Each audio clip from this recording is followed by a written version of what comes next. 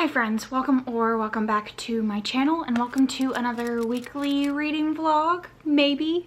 So, there are a couple of things on the agenda for this week that I probably will try to knock out today. So, if you don't know, I work from home 2 days a week.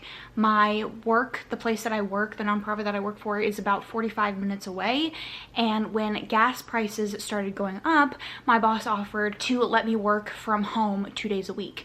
So during those 2 days, I usually try to get all of my YouTube stuff and all of that done. I need to read more of Violence. I won't be talking about this in this here video because I'm reading it for another video, but I am 171 pages in and I would like to get 100 more pages into this week.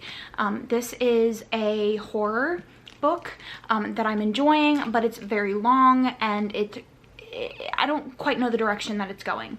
And then I also want to get some Kindle books knocked out for the week. I have a couple of like darker taboo romances that I want to get out of the way. The other thing that I want to do is go through my shelves and do a little unhaul. So I am remodeling my office, and so I need to go through and get rid of some books to make some space. And that's one of the things that I want to do.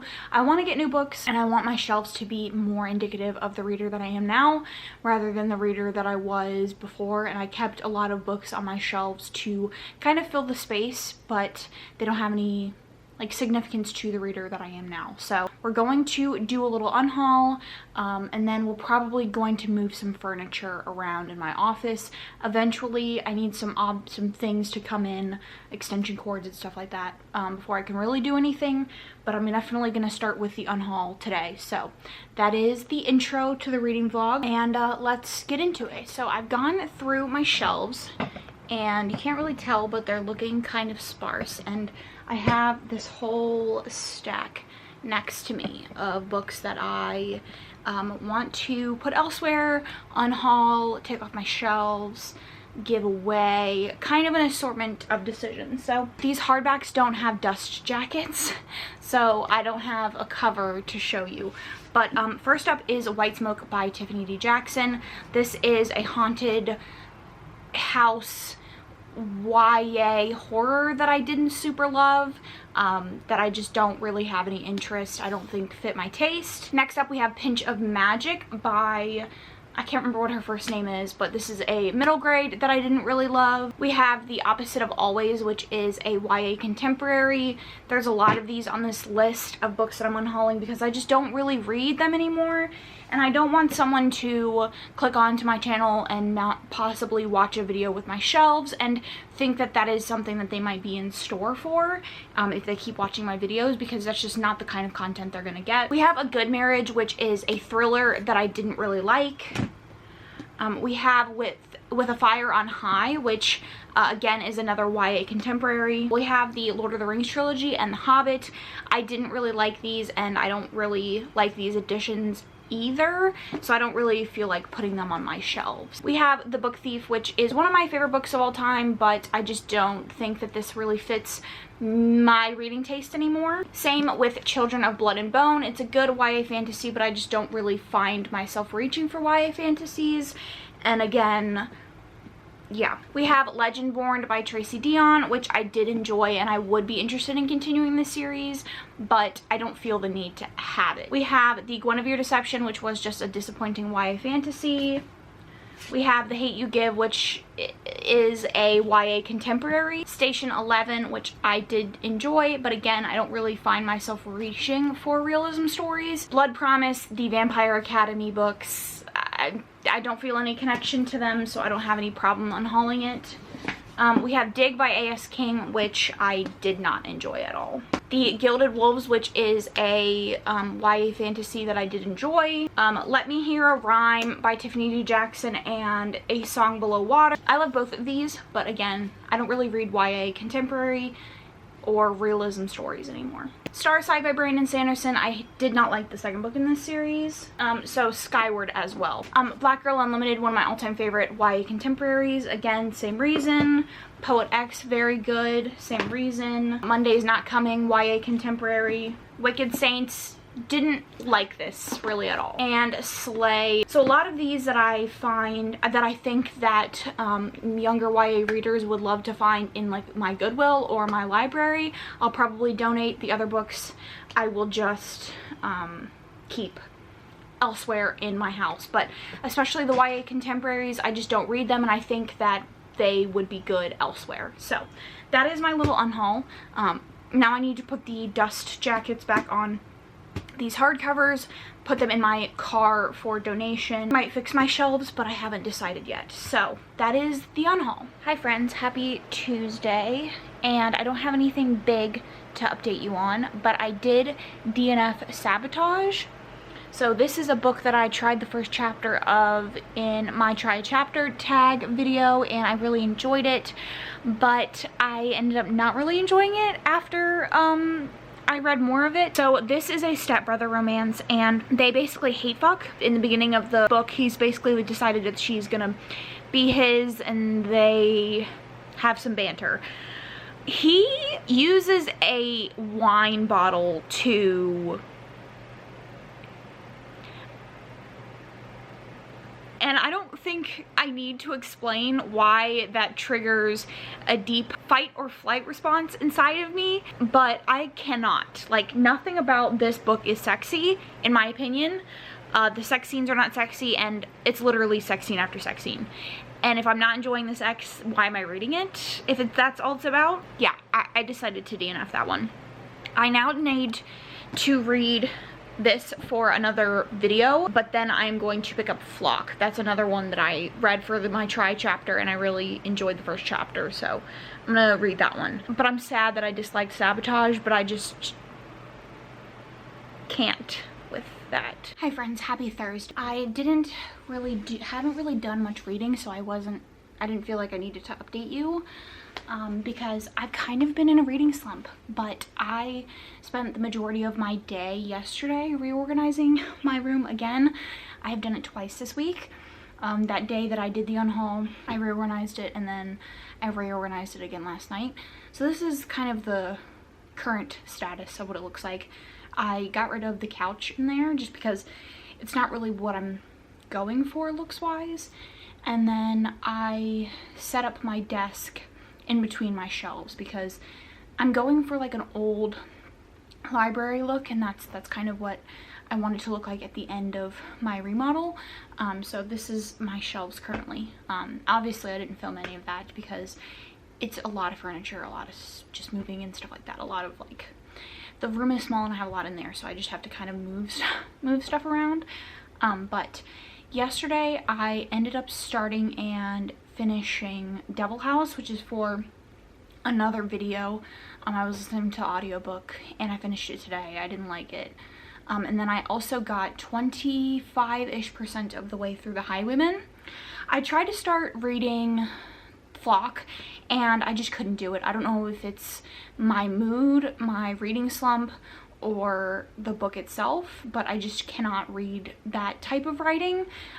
So I decided to pick up the Highwaymen, and I'm already really enjoying this. So I read the first chapter of this for my try chapter tag vlog, and I rated the first chapter pretty highly. So in the first chapter, and since then, the first chapter we saw Dugan, Mackenzie, and the heroine Farah. They are at an orphanage together and they form this close friendship, and after Farah is assaulted, her and Dugan attempt to run away. This results in him killing a couple of people at the orphanage, and then he goes away to prison.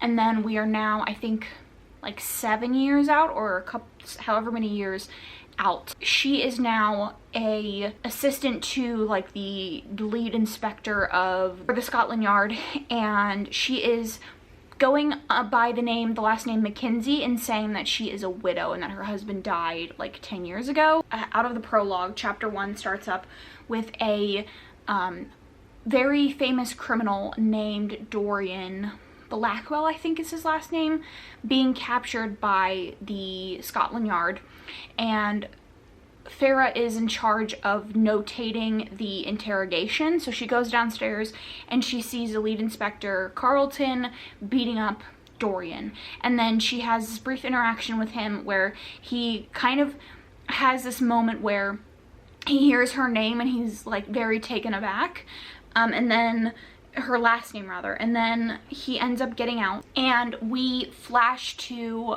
Carlton and Farah on a date, and they say goodnight. She goes back into her apartment, and Dorian ends up kidnapping her. She wakes up in Scotland in his mansion or his estate or whatever. And so, I mean, it's heavily, you can figure out that Dorian is actually Dugan, so I'm sure he's gonna at some point reveal his identity, and it's lovely so far. I really enjoy Kerrigan Byrne's writing. I think historical is just what I need right now.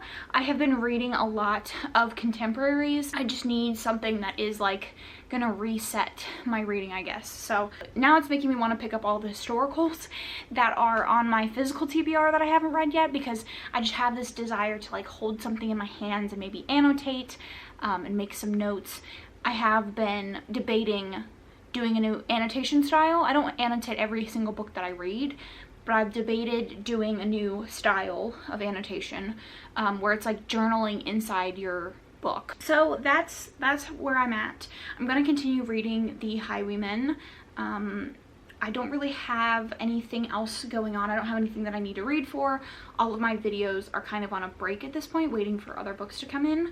So I really just have this to focus on. And this weekend, I don't really have a whole lot going on. I'm gonna try to edit our podcast episodes this weekend. Other than that, I don't really have any super big plans. So I'm gonna try, I think my reading plans are to finish the Highwaymen, definitely. And then I wanna try to knock out Flock. I wanna see if it's just my reading mood or if it's actually good. People that my taste generally align with have liked this, so I'm hoping that it's just like the mood that I'm in and that I just needed a reset and then I can get back into it. And then I also want to try to read Praise. I also got the audiobook for Don't Hex and Drive, so we're going to be balancing several things that I would like to try to read by the end of the week. But we're going to start with the Highwaymen and go from there. So we'll talk later. Happy Friday, friends. I have some reading updates for you.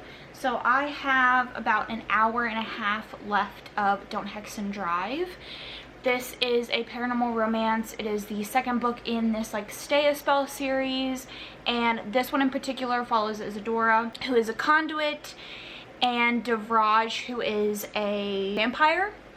And Devraj comes to town to hunt down someone who is taking humans and like trafficking blood, and their meet cute is he hits her with his car, and then they end up having to work together because they kind of run the same group, because he's best friends with Ruben, and Isadora's sister is like the enforcer, so she basically okays everything that all of the like supernatural creatures do. She starts helping the investigation, and they both feel like this really intense attraction to each other, and Isadora in particular is not really familiar with this sort of attraction. She doesn't have a super big dating history or a sexual history, and they have this hookup that is supposed to be like a one-night stand, and it awakens some feelings in both of them that they're not really familiar with. I'm really enjoying this. I'm not enjoying it quite as much as the first one, but the audiobook experience is fantastic. I will say I'm a little disappointed because Devraj is written as an Indian man, and the narrator for Devraj is not Indian himself, which is always a little disappointing, because like I feel like if you're gonna write the character that way, you should try to secure an audiobook narrator that is also Indian.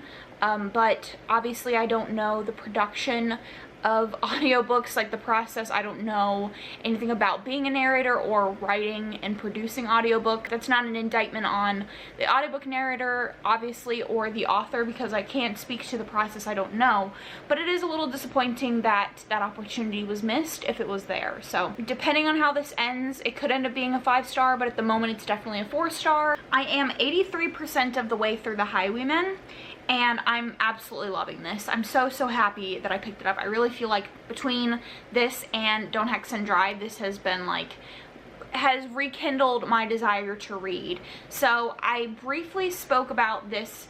I think I told you guys what this one is about, but they did end up having a marriage of convenience after Dorian convinces her to team up with him to get revenge on the people that killed Dugan, her childhood lover or childhood friend or whatever.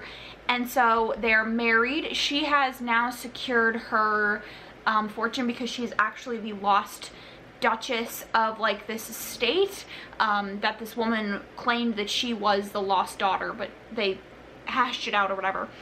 And now they are separated because, well, where I ended, they're separated because she wants a family, and their first sexual encounter, which is like 15 pages long, is intense, so intense and so beautiful. It very much overwhelms Dorian. He is like, you know, I don't know how to respond, like, you're the only one that I've ever had interested in betting. He literally says that. And then it is revealed that he is actually Dugan. That's not a spoiler because I feel like we all knew that that was going there. But she has this moment where she tells him, like, I love you so much. This is like, we're meant to be together, and it very much overwhelms him. He has a lot of trauma and things from when he was in prison. He suffered a lot of abuse. And so he has a lot of shame and disgust towards himself. That he feels like he's unclean, and he doesn't want to ruin or make her unclean because he views her as like the best thing, the only pure thing in his life. And so he basically tells her, like, I have no interest in being a family, I don't love you, like, I can have sex with you and I can give you, you know, your house or whatever, but I can't give you the love that you're looking for, that you claim that you have for me. I just can't give you that. So he sends her away. My pasta was overflowing. So he sends her away, and she sends him a letter. She's smart. She's like, I'm gonna make him jealous, and then I'm gonna get what I want, because I love him and I know that he's just being pig-headed and he doesn't want to open up to me. So I'm gonna make him jealous, and then whatever choices he makes based off of his jealousy was his own decision. So she sends him a letter that basically says, since you won't give me the family that I want, we can remain married, but I'm gonna find another candidate. And he reads it and he gets pissed. Like, the idea of another man touching her is so rage-inducing for him that he's like, you know what? If this is the game you want to play, if you want me mad and angry and moody and all of that, if that's what you want for me, you want me to be by your bed while with knowing who I am, you want me to be in your bed, then you're gonna get exactly what you asked for. So he storms to the castle, the estate that she's staying at.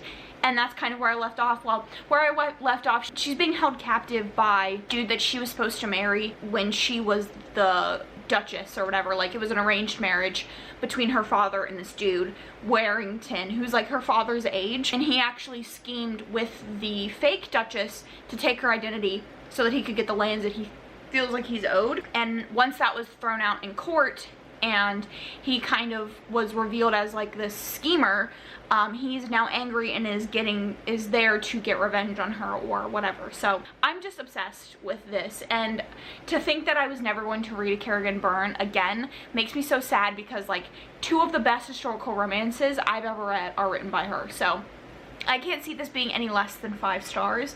It is the perfect amount of angst and like sensuality, and they just feel like a puzzle piece couple. Like, I really feel like, even though I don't quite feel the emotional attachment of like her saying I love you based on when they were kids, because that was like 10-15 years ago, I don't necessarily believe that, but I definitely believe their chemistry and their relationship now, and I love him. I love a scarred hero inside and out. I love it, and I love Kerrigan Byrne's ability to explore trauma and relationship growth from trauma in her books. So that is all of that to say that I haven't done any reading this whole week, but now I'm reading these 2 and I'm loving them. I'm gonna go make my lunch and finish this audiobook, try to finish this audiobook. Like I said, only have an hour and a half left, and then we're gonna go from there. I finished the Highwaymen. top 10 of the year. Impeccable. Brilliant. Beautiful. Wow. Wow. I'm 50% of the way through Flock and I'm kind of confused. So first of all, why is this compared to Credence? I don't get it. Second of all, if you compare this to Credence, like, how dare you? I don't know if I'm supposed to be disgusted and feel like Sean is manipulative or what, but that's definitely how I feel. I don't like him. So this is about a girl who I can't remember the name of, who moves to this town after her mother is like hospitalized or something like that. Moves in with her father. Her parents are separated and her father's never really like been in her life, and so she moves to his mansion in this small town and she befriends these people that she worked with at her dad's plant. What kind of plant it is, I have no idea. She gets embroiled in their friend group and she starts up a romantic relationship where I'm at with Sean, who is her supervisor, and he's very manipulative. So to start off, he tries to have these like very profound, like, time is just a construct, man, moments, which just feels like I'm being bashed in the head by someone who thinks that they're saying these profound and revolutionary things, and they're not. It's like someone who smoked a lot of weed and then wrote out like their weed thoughts. It's how it feels to me. It's just not anything astounding. It's kind of like, well, yeah, not new ideas, not fresh, and he feels very manipulative. So there's two instances in my head that I think of. So first of all, he's very weird about her having a cell phone. Like, he gets very combative when she uses her cell phone around him, and he tells her, like, when you're with me, it's my time and I'm choosing to spend my time with you, so I want you to choose to spend your time with me.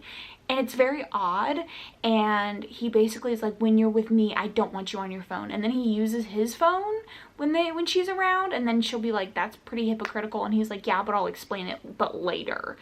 And then there's a comment made by her and by her best friend that, like, this whole cell phone thing is very controlling, but it doesn't go anywhere. And then there's also this conflict that she has with Dominic, who I'm assuming eventually becomes another love interest, because I do know this is a polyamorous story, but he is kind of this broody guy who is friends, I think he might be brothers with Sean, and they kind of get under each other's skin. They have this fight because she sees him sleeping naked, and then she like is rubbing on him, and he tells Sean that this happened in retaliation, like to get Sean mad, I guess. And so she gets mad at him, and then they have this fight, and then he's like saying mean stuff to her, like he's saying some pretty bad things to her, and Sean just doesn't say anything, like he laughs the whole time. And so she gets mad, and she like basically calls it off with him and says, you know, you didn't defend me, like you like let him say these horrible things to me, and you didn't try to stop him. And he just kept trying to say, like, well, you're strong enough to protect yourself, which, like, fair, like, that's true. She does have the backbone or the ability to stand up for herself, but like, I would want my partner to not talk shit or actively engage with someone that talks shit about me. I don't feel like that's a high standard to set. And then they have a conversation after they've been split up for a couple of weeks, where he just shows up at her house, and then he kind of like gaslights her into thinking that she made something a big deal out of something that's not. And I never use the word gaslighting. I use that very, very conservatively, because it's a very intense term that is not used, should not be used the way that it often is. But this is genuinely something that fits the definition of that. That is something that he does to her. He takes a situation that he did something wrong, and that resulted in an argument, resulted in a repercussion for him, and he manipulated her and made her feel as if her perception of reality is not correct. And I don't, like, am I supposed to dislike him? I don't get it. Like, am I supposed to like him? Am I supposed to think he's a viable love interest? Because I don't like him, and I'm confused. Like, he just feels very manipulative to me. He feels kind of like that kid that you dated when you first got out of high school because you felt like you were an adult, and like he felt like he was an adult, but he was like very clearly not. I don't know, it just, he's not it. And the whole book itself, I don't know, I'm just not loving it. I've heard that it ends on a cliffhanger, which I am excited to get to. I guess I'm interested to see what the cliffhanger is, but it's not quite living up to the hype that I have heard about it. I've heard like people sob at this book, or they sob at the trilogy or whatever, and I'm not quite sure why. So I'm gonna update you again when I am done, and we'll let you know. I'll let you know if I plan to continue, but at the moment I'm really not impressed. I finished Flock, and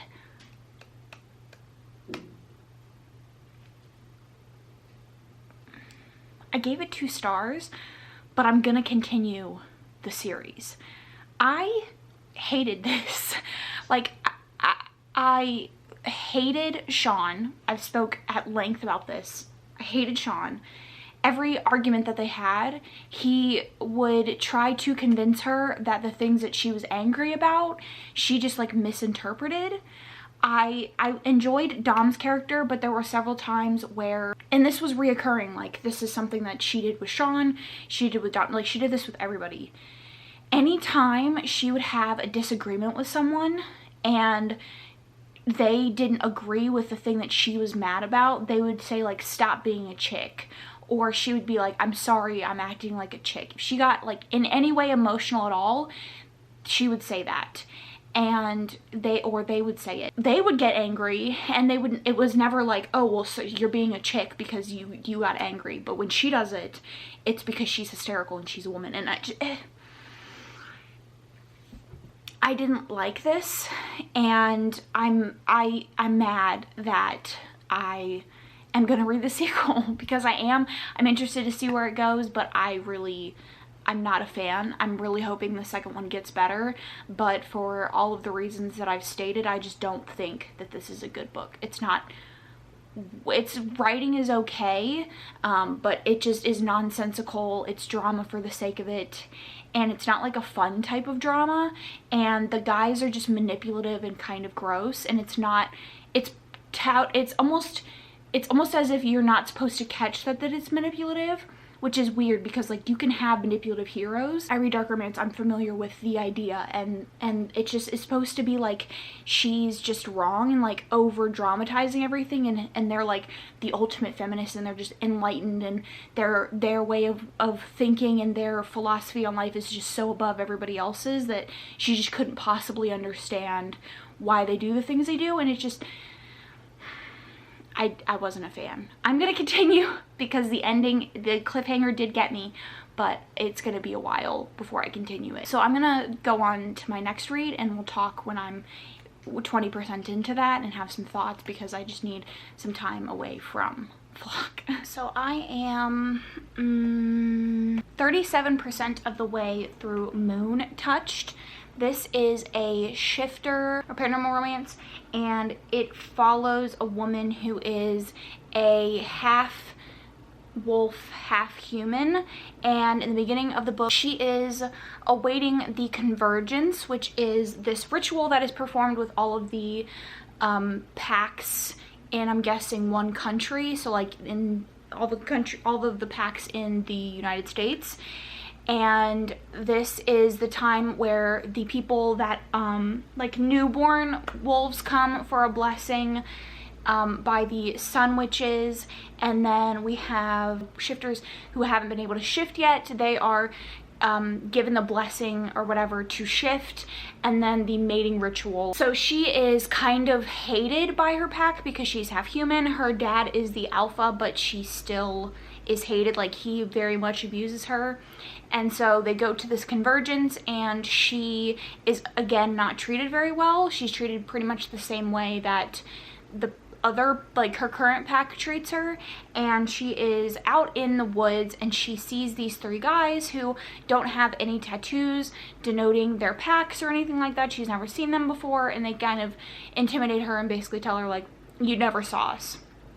So they're going through this ritual, and a pack of random people show up who have this weird tattoo, and they call themselves some random Orpheus or something like that, some name like that, and they claim that they're the missing Zodiac pack, and they want to be recognized, and the packs basically like deny them and tell them to go away. So they leave, and we get to the mating ritual, and the heroine is matched with a rival pack's son, and he rejects her mating bond, and it starts a war between the Leos, who is his pack, and the Cancers, which is her pack, because they're zodiac signs.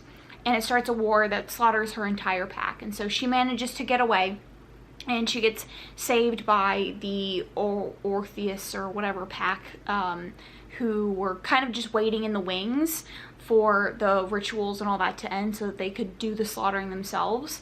And so they kidnap her, and they basically tell her, you can join our pack, and we'll help you get revenge on the people that killed your father, and we'll kill all of the other packs because it's time for our pack to rise. And so she is just now getting to their like compound or whatever. I think her mating bond with the Leo Alpha or whatever was faked, and I think she's actually mated with the leader of this pack, because she had this like feeling about him when they initially ran into each other. So I'm excited to see where it goes. I didn't really have any expectations going into this. I had heard some buzz about this author when Tamika read them several months ago. I can't remember what exactly series that she read by them, but I remember she really enjoyed that series, and so when I was looking for some P&Rs on Kindle, I came across this, and I was like, you know, I've heard that author is good,